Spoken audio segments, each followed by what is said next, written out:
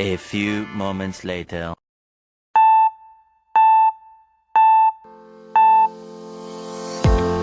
Bismillahirrahmanirrahim. Assalamualaikum warahmatullahi wabarakatuh. Nama saya Fitriani, NIM ES 221105, Prodi Ekonomi Syariah semester 3B.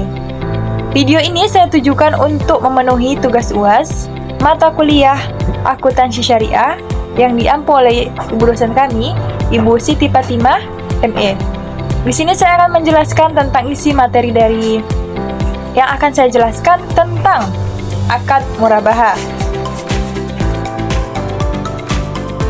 Selanjutnya, masuklah kita kepada pembahasan apa sih akad murabahah atau apa itu akad murabahah.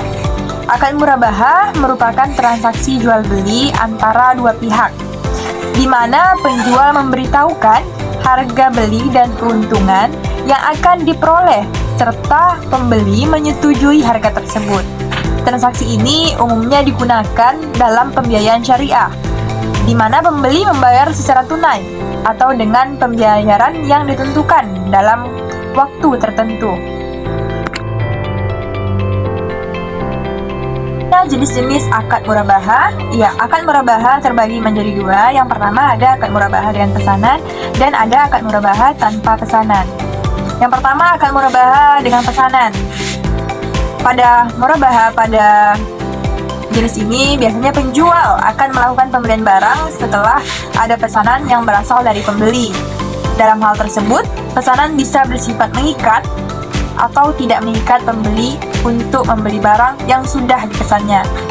Apabila bersifat mengikat, maka pembeli harus membeli barang yang sudah dipesannya dan tidak bisa untuk dibatalkan.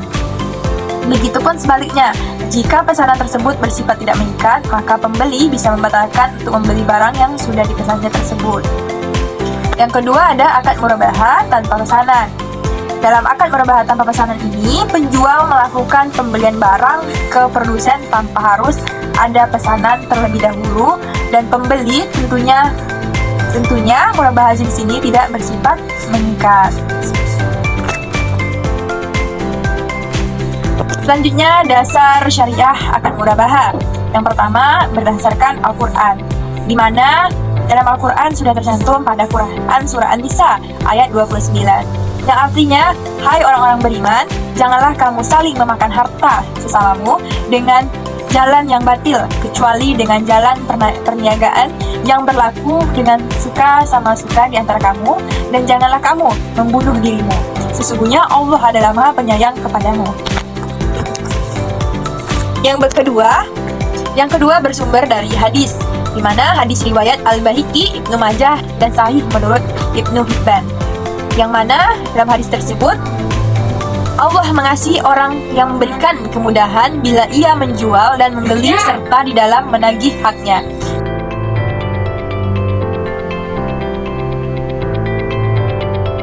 Pembahasan selanjutnya ialah perlakuan PSAK 102. Pernyataan Standar Akuntansi Keuangan 102 atau PSAK 102 dikeluarkan oleh Dewan Standar Akuntansi Keuangan atau Ikatan Akuntan Indonesia DSAK IAI pada 27 Juni 2007, menggantikan PSAK 59 yang dikeluarkan pada 1 Mei 2002.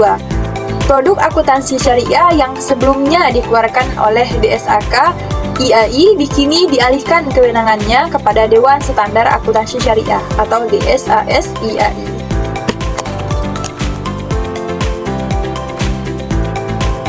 Selanjutnya ada akuntansi untuk penjual dan ada akuntansi untuk pembeli.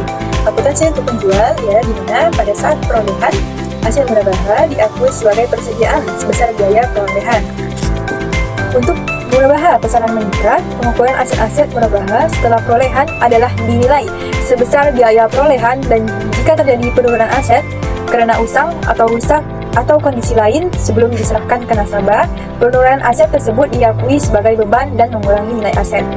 Yang ketiga, apabila terdapat diskon pada aset pembelian aset murabahah, maka perlakuannya ialah yang pertama, jika terjadi sebelum akad murabahah akan menjadi pengurang biaya perolehan aset murabahah. Jika terjadi setelah akad murabahah dan sesudah atau sesuai akad yang disepakati menjadi hak pembeli, maka akan menjadi kewajiban kepada pembeli. Selanjutnya, akuntansi untuk pembeli. Akuntansi untuk pembeli hanya boleh mengakui beban murabaha dengan metode profesional dan tidak memiliki acuan alternatif dalam bentuk metodonitas, seperti aset yang diperoleh melalui transaksi murabaha diakui sebesar biaya perolehan tunai. Beban murabaha tanggungan dimortisasi secara profesional dengan polisi utang murabaha yang dilunasi. Diskon pembelian yang diterima setelah akad murabaha diakui sebagai pengurang beban murabaha tanggungan. Bahasan selanjutnya di sini saya akan membahas tentang ilustrasi kasus akad murabaha. Ya, saya ambil contoh semisalnya Budi membeli mobil dengan harga 200 juta dan ketika menawarkan mobilnya, ia mengatakan, "Saya jual mobil ini dengan harga 250 juta. Saya mengambil keuntungan dengan 50 juta rupiah." Lalu pembeli dimungkinkan untuk melakukan tawar-menawar dengan penjual atas besarnya keuntungan yang diinginkannya, sehingga diperoleh besarnya keuntungan yang disepakati pembeli dan penjual. Besar keuntungannya juga harus jelas. Harga barang yang telah disepakati tidak dapat berubah. Misalkan dari contoh di atas tadi yang sudah saya jelaskan, harga yang disepakati 140 juta dan dapat dibayar dengan mengangsur sebesar 10 juta per bulan dalam jangka waktu 2 tahun.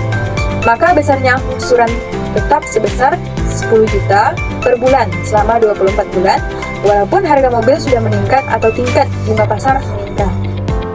Baiklah, dari penjelasan yang sudah saya jelaskan tadi dari beberapa slide sebelumnya, di sini saya mengambil kesimpulan bahwasannya akad murabaha adalah transaksi penjualan barang dengan keuntungan yang telah disepakati oleh penjual dan pembeli.